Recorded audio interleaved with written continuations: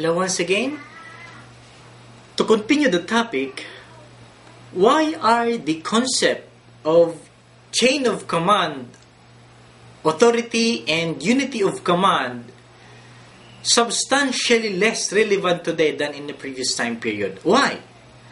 The concept of chain of command, authority, and unit of command have substantially less relevant today because of the advancement in computer technology.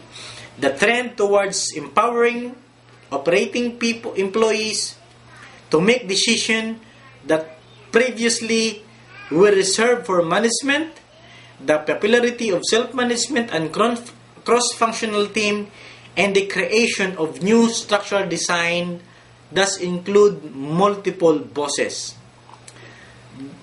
That's why there is so many now additional, like cross-functional is really very, very important than the authority which is coming from the boss and down.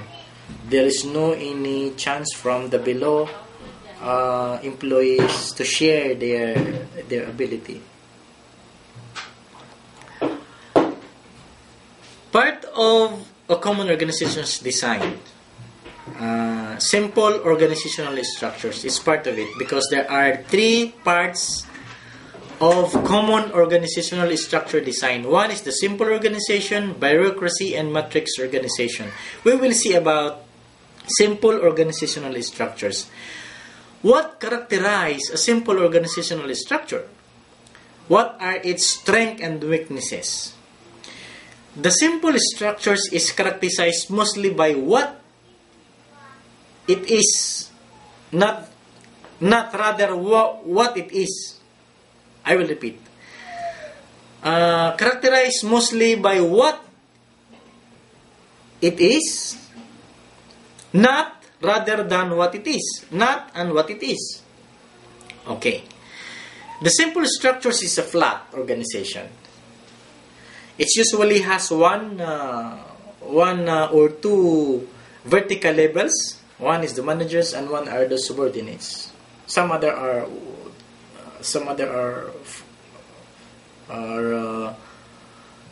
down by supervisor, let's say. A loose body of employees, and one individuals in whom the decision-making authority is centralized. It is mostly widely practiced in a small business, in which the manager and the owner are one and the same.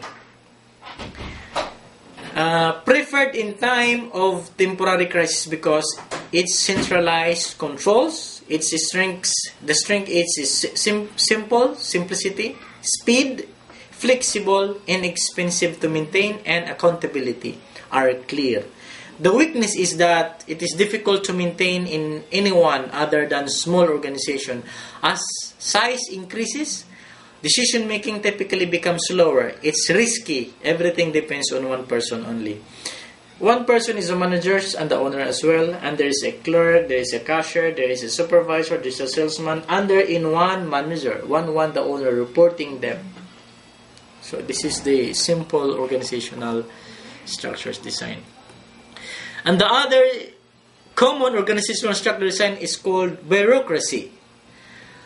As you know from a German pioneer in modern sociology, Max Weber, and he is really very, very positive about it, and he is explain about this theory, bureaucratic model of organization. So he is really positive, I am saying. Okay, what is the characteristic of bureaucracy? First of all, we'll see about the bureaucracy word. Bureaucracy. Bureau means office. Bureau, it's from the root word coming from France. Bureau means office.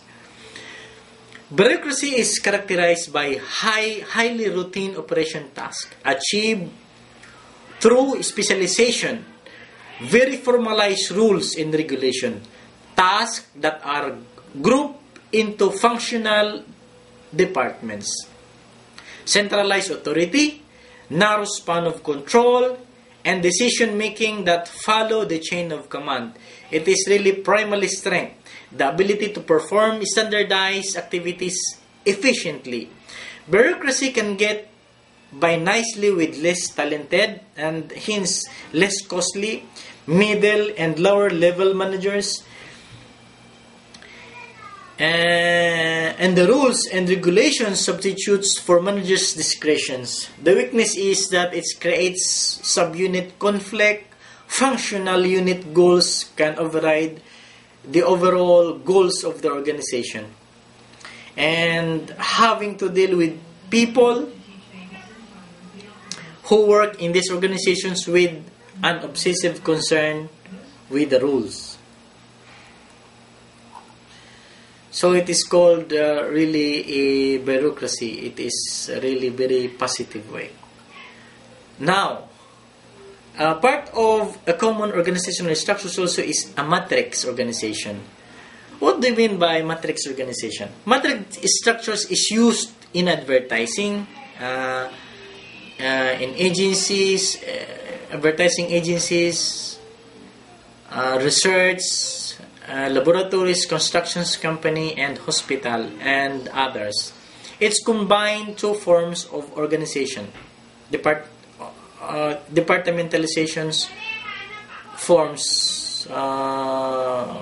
It's called by function, and other one is by product.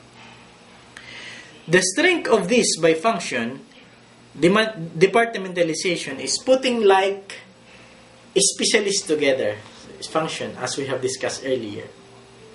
And the weakness is that it is difficult to coordinate the specialists because they are specialists tasked to that their diverse projects are completed on time and within the budget. Every subordinate in the organizations has to obey orders given by the function's head, like for example the project managers. In this type of organization, a project manager outsources the services required for a particular project, as we have discussed earlier. These persons again are required to perform the duties given by their functional supervisors as per their department requirements. Therefore, subordinate may have two or more bosses, as differs from autocratic, the mechanistic, let's say. The project managers and the functional head too are required to share their various resources with their project and functional department. Product departmentalization, on the other hand, has exactly the opposite strengths and weaknesses to functional. The major advances for this type of group is to increase accountability for product performance.